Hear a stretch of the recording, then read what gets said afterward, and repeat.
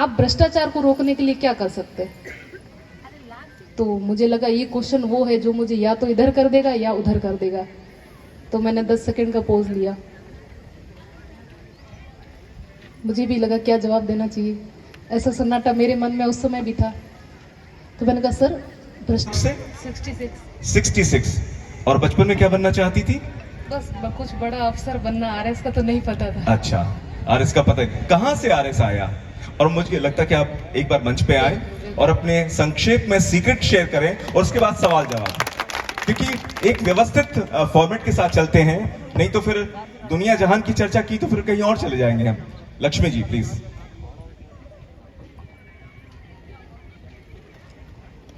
आदरणीय एडीएम साहब, आईएएस निवृत्ति सोमनाथ जी, सम्मानित मंच और अतिथिगण, मेरा नाम लक्ष्मी चौधरी है और मैं आरएस 2018 से आरटीएस हूँ अभी। तो अभी थार युवा समाज चल रहा है, तो हम लोग करियर के बारे में बात कर रहे हैं कि हम आज से 5 साल, 4 साल, 3 साल या 10 साल बाद अपने आप को कहाँ देखना चाहते हैं। मोस्टली मैंने देखा है, जितना मैंने लोगों से बात की है, तो मुझे लगता है हमारे सपने बहुत छोटे होते हैं कि कांस्टेबल बनना है, ग्राम सेवक बनना है, या रीट में नंबर आ जाए तो बस बल्ले बल्ले हो जाए। सही बात है कि नहीं है? सही बात है ना? तो हम एकदम से डायरेक्ट नहीं सोचते हैं कि आरएएस बनना है। लगता है कि अरे इसमें तो लाखों रुपए खर्चा हो जाएगा, कोचिंग की भी 1 लाख रुपए फीस है। ऐसा होता है ना? क्या पढ़े, कितना बड़ा सिलेबस है, क्या है, कैसे, संभव ही नहीं है। 1000 की वैकेंसी आती है, वो भी 5 साल में पूरी हो जाती है। सही है कि नहीं है? और 5 साल तो घर वाले देंगे भी नहीं। किसी की शादियां हो चुकी है, किसी की होने वाली है, लड़कों की हो गई तो घर वाले बोलेंगे अब कमाने जाओ। ऐसी समस्या रहती है। हाँ, तो मैं उसके बारे में बात करूंगी। अभी मैंने 2016 में तैयारी शुरू की थी। हालांकि मेरा ग्रेजुएशन है 2012 में कंप्लीट हो गया था, लेकिन तब मुझे नहीं पता था कि मुझे आरएस की इस तरीके से अभी से तैयारी शुरू कर देनी चाहिए थी। और 2012 में जब आरएस का हुआ था, वो सब्जेक्ट बेस्ड भी था और इतना नॉलेज नहीं था, और मुझे गाइड भी किसी ने नहीं किया था, क्योंकि हमारे पीछे 7 पीढ़ी में कोई आरएस नहीं है अभी तक। तो मैं पहली आरएस हूँ 7 पीढ़ी से, और हमारे गाँव से भी मैं पहली आरएस हूँ। और आरएस 2018 से बाड़मेर से पहली बार 2 लड़कियों का एक साथ चयन हुआ, लक्ष्मी चौधरी और नेहा चौधरी। इससे पहले मैंने लड़कियों का सिलेक्शन नहीं सुना था।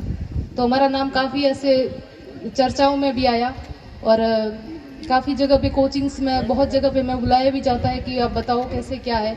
तो एक रास्ता मिलता है, जब अपने यहाँ से अपने ही कोई लोकल बंदा वहाँ तक पहुँच जाता है तो अपने को पता चलता है अगर इनका हुआ है तो हमारा भी हो सकता है। हम पूछ लेते हैं कि कैसे हुआ है।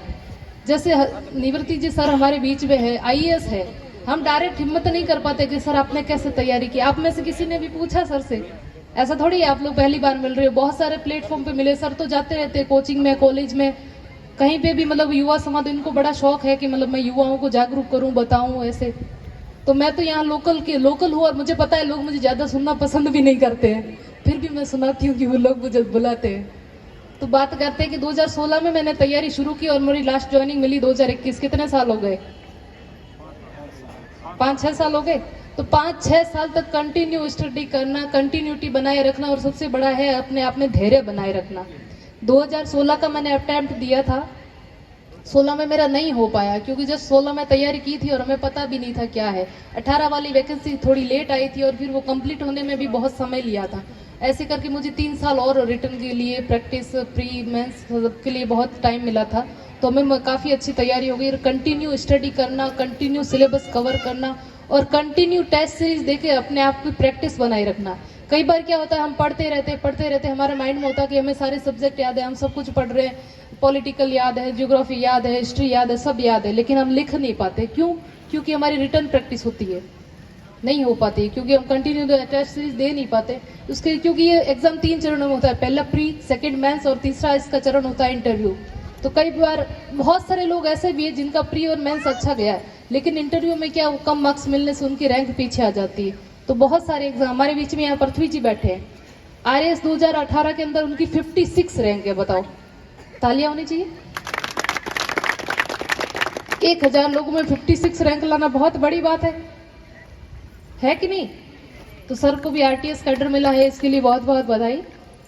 तो आप मेहनत कर रहे हो कंटिन्यू, लेकिन आपकी मेहनत एक सही दिशा में होना बहुत जरूरी है। अब ऐसा नहीं होता कि प्री की तैयारी अलग कर रहे हैं, मेंस की तैयारी अलग कर रहे हैं, इंटरव्यू की तैयारी अलग कर रहे हैं, ऐसा अलग कुछ नहीं होता। जो होता है सब एक साथ ही होता है।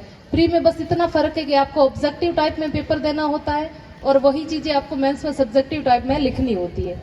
और दोनों की बात होता है इंटरव्यू। इंटरव्यू में सिर्फ आपका पर्सनालिटी टेस्ट और आपका नॉलेज टेस्ट किया जाता है कि आप क्या सोच रहे हैं, आपकी विचारधारा क्या है। मेरे से एक बार को इंटरव्यू के दौरान एक क्वेश्चन पूछा गया था कि उससे पहले मैं एजुकेशन में रही थी, तो मेरा मोस्टली इंटरव्यू है वो एजुकेशन और मेरी हॉबी पे गया था। तो कभी कभार मतलब ऐसे मेरी बचपन से हॉबी रही है सिंगिंग करना, तो ऐसे मम्मी के साथ भजनों में जाना करना मतलब काफी ऐसा रहा मेरा।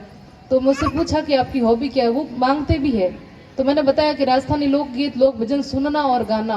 तो उनको बड़ा आश्चर्य हुआ, अच्छा सुनने के साथ गाते भी हो? मैंने कहा जी सर। तो उन्होंने कहा चलिए 2 लाइनें, वो चेक करते हैं कि भाई जो एस्पायरेंट है वो झूठ बोल रहा है सच बोल रहा है।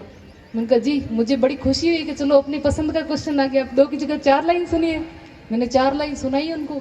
उसके बाद उन्होंने काफी सवाल पूछे, हेली क्या होती है, प्रभाती, सोरठा क्या है, तो वो सारा अपने को पता था क्योंकि अपनी हॉबी का पार्ट था। फिर एजुकेशन के बारे में पूछ लिया, नेशनल एजुकेशन पॉलिसी के बारे में पूछ लिया, अपने बाड़मेर के बारे में पूछ लिया, रिफाइनरी की क्या क्या पॉजिटिव नेगेटिव इम्पैक्ट है सब पूछा। तो ये बहुत कॉमन चीज है क्योंकि हम यहीं के रहने वाले हैं और हमारे को अपने आसपास की चीजों के बारे में पता होना चाहिए। बहुत बड़ा भय रहता है लोगों को इंटरव्यू के लिए, अरे पता नहीं क्या हो जाएगा क्या हो जाएगा, कैसे एकदम सीधा बैठना, स्ट्रेट बैठना, वैसा कुछ नहीं, बिल्कुल रिलैक्स होकर जाना चाहिए।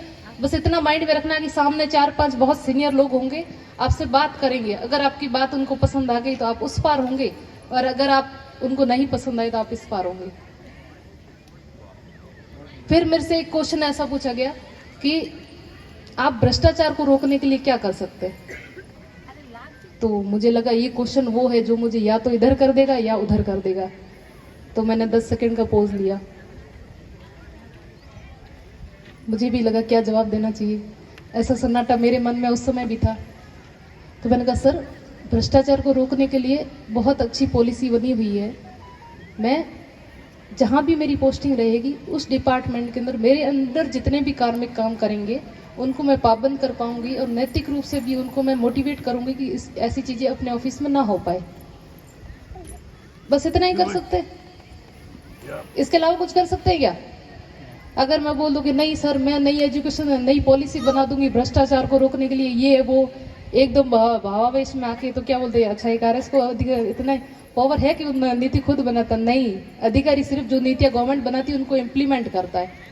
तो हमेशा अपने ऊपर इतना कंट्रोल होना चाहिए कि आप क्या बोल रहे हो, ऐसा नहीं हो कि जो आपके पास है ही नहीं आप वैसा कुछ बोल रहे हो, हवा में फेंक रहे हो, कुछ भी ऐसा कुछ भी नहीं होना। बिल्कुल एकदम रियल बोले, जो आप हैं वही बोले। तो बिल्कुल मेरा इंटरव्यू नॉर्मल गया और मुझे जब मैं बाहर निकली तो मुझे लगा कि हाँ मेरा ठीक ठाक ही गया, इतना नहीं है। और जब रिजल्ट आया तब मैंने देखा कि मेरे को 100 में से 72 मार्क्स मिले, जो कि एक अच्छे नंबर कहे जा सकते हैं। बाकी आगे सर बताएंगे। Thank you.